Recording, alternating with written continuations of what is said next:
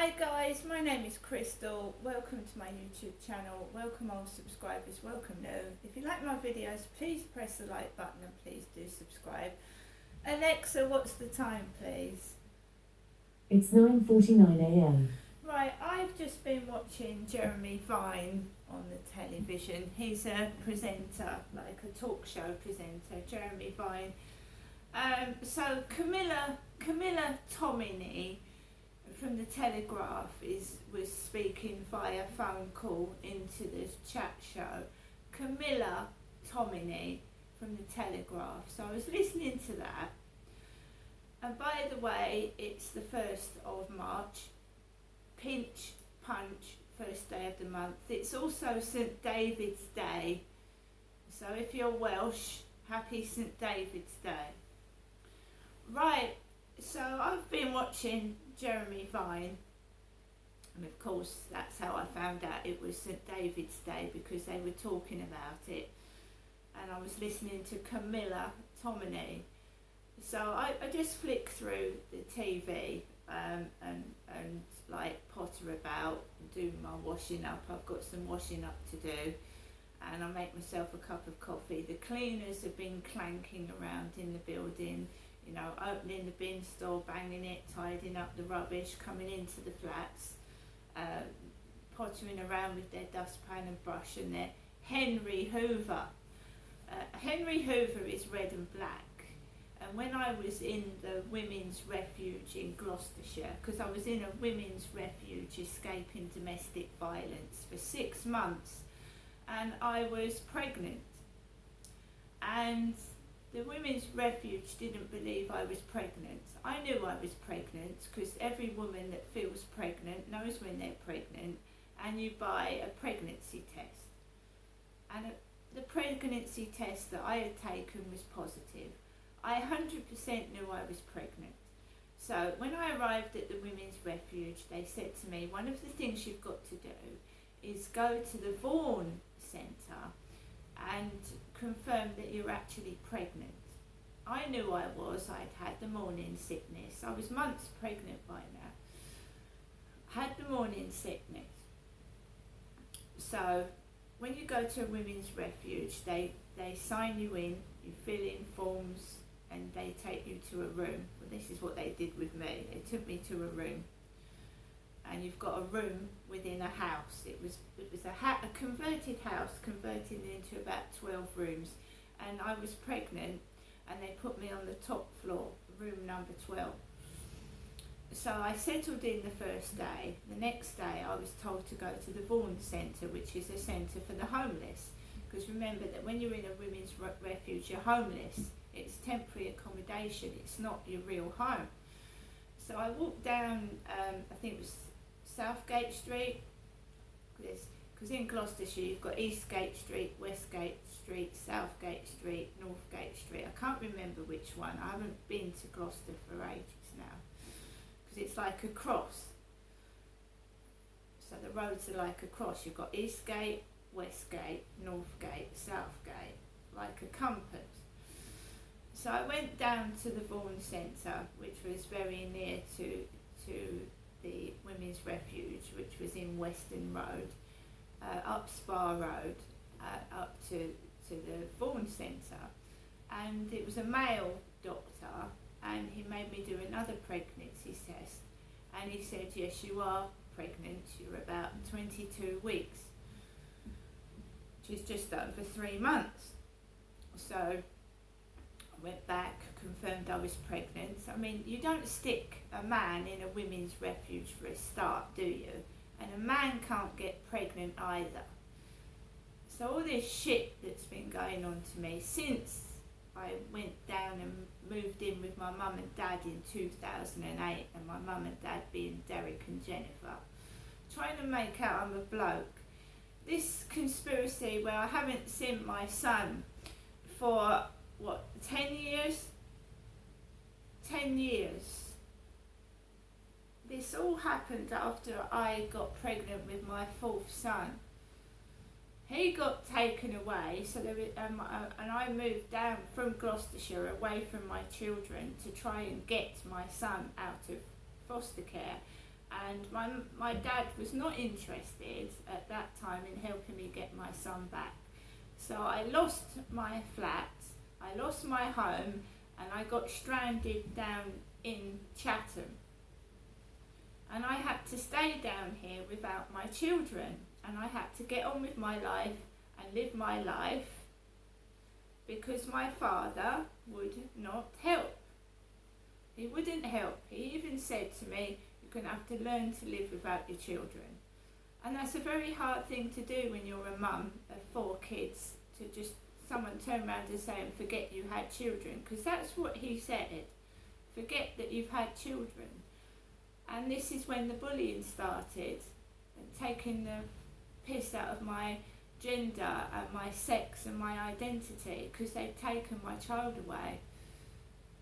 They'd taken my son away from me because the man I'd met in London was a bit of a lunatic. He was mentally unwell.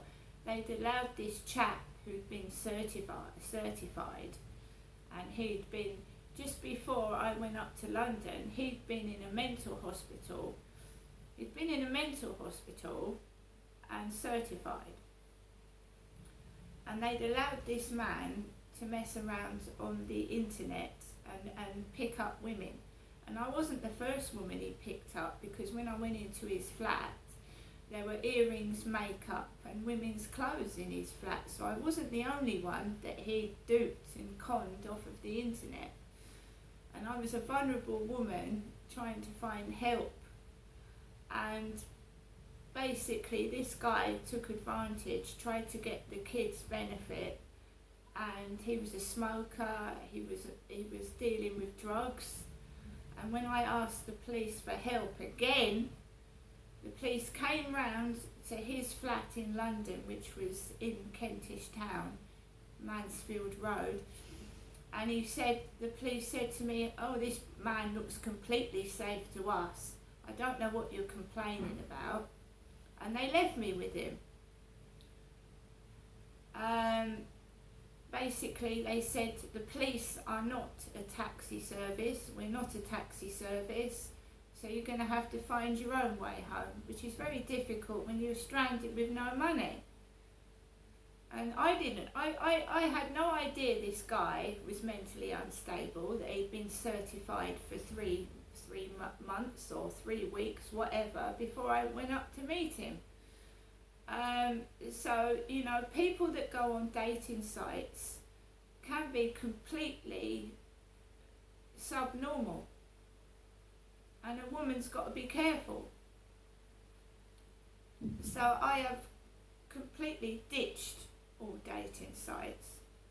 The messages and the things that these guys have been saying, they're completely wacko. They're not right in the head.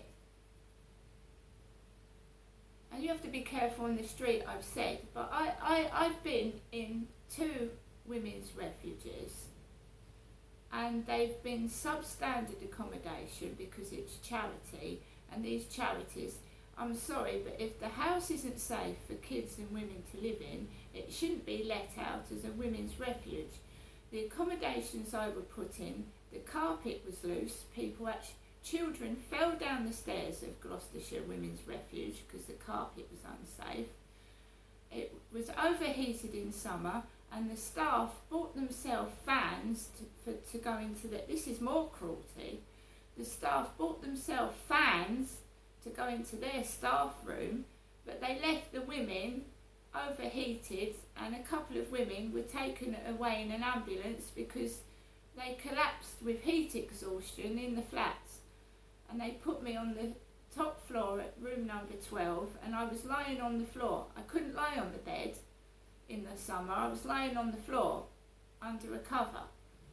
They did send men in my room. They removed a large, adequate cupboard with adequate storage, and they removed my big wardrobe and sent 2 men in when I was lying on the bed, naked under a blanket because I was so hot and I was pregnant, banging on my door, we've come to change your cupboard. So I quickly got clothes on. These 2 men brought in a tiny cupboard, and took away my big one. What the fuck was that done for? And on to the Henry Hoovers, getting a pregnant woman. Chop chop, you need to hoover your bedroom, you need to hoover the room out. So I was almost 4 months pregnant, having chronic morning sickness, and they would give us all duties, house duties, and 3 months pregnant I had to get down on my hands and knees with morning sickness and hoover my room and the corridors with a Henry Hoover. Henry being short for Harry. Henry is short for Harry, isn't it? Henry Hoover, black and red, royal colours. I was cruelly treated in a women's refuge. They were calling me Jenny, and that wasn't my name. And my mum has since told me that this Ben wanted my mother Jennifer put into domestic women's refuges away from Derek. And it wasn't Jennifer that was put in a women's refuge in Gloucester, it was me, Crystal. And the cruelty that went on in there. No one to turn to, nowhere to go, walking the streets, penniless and homeless, pregnant. That's what they put me through.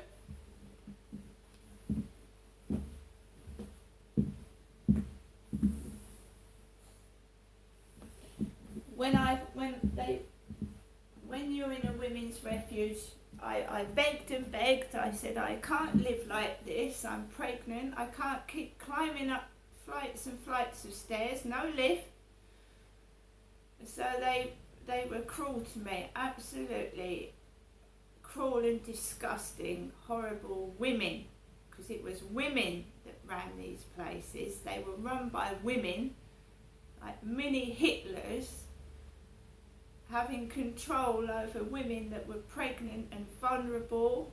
And I was mixed with women that were drug addicts. They shaved their head bald and acted like men. I was terrified, absolutely terrified of living in there.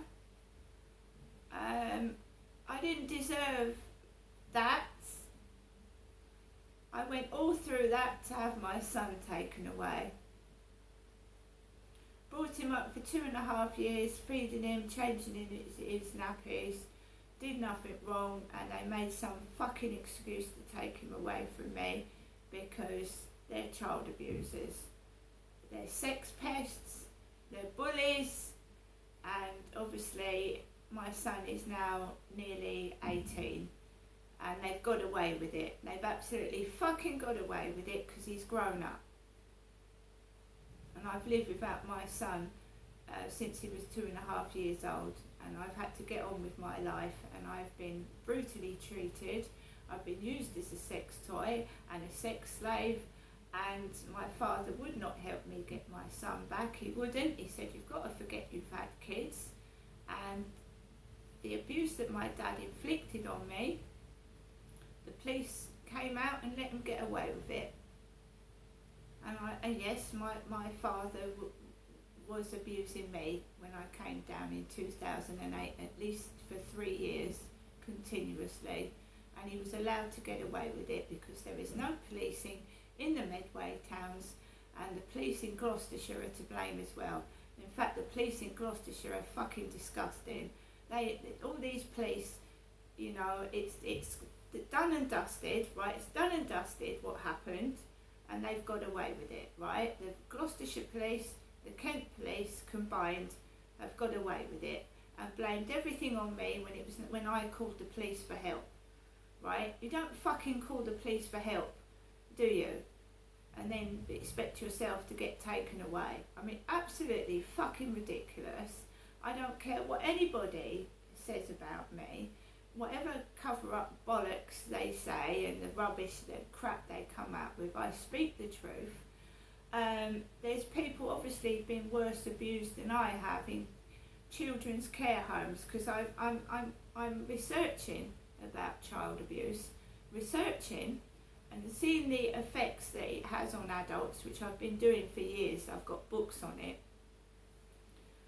And, you know, it has a detrimental effect on a child growing up, child abuse does, and the police, that they need reprimanding, and they need to give, especially people that have reported it to the police and have been hidden under the carpet, they need to give people an apology, because the police service are disgusting, useless, disgusting. And Alexa, who is in charge of the police? From answerpale.com. The chief of police is the person who is in charge of the police station. Yeah, I know that. Alexa, who controls the police force? From WashingtonInstitute.org. The police are under the control of the Interior Ministry, which the Constitution has placed under the President's purview. Alexa, who controls the police force in the United Kingdom? From Wikipedia.org. Operational control, however, of all of the police services in England, Wales, Scotland, and Northern Ireland rests with the Chief Constable of each force. Yeah, well, what I'm trying to say, who tells the police what to do? Is it the government? Is it royalty? Who's in charge of the police? That's what I'm trying to ask her. We know that who's in charge of the police itself. We mean who? Right, Alexa, who do you complain to about the police? Sorry, I'm not sure about that. Alexa, if you have a complaint against the police, who do you go to? Sorry, I'm not sure about that. Yeah, well, we've tried the Ombudsman. I rang the Ombudsman at Victoria Road. I've written letters to the chief inspectors of the Maidstone Police, right? And you come back with a load of crock of shit. A crock of shit. A crock of lies and a crock of shit. Fabrication, right? There is something very sinister that's been going on. Very sinister indeed. And I'm going to get to the bottom of it. I'm going to get on with the rest of my day. I'm going to walk my dog. And I'm treated as an outcast because, you know, while everybody is getting away with theft and sexual offences and God knows what else, you know, they don't want me poking my nose in. And I just want to keep this country safe for our kids to have a bright and happy future in. It's no other reason. See you later.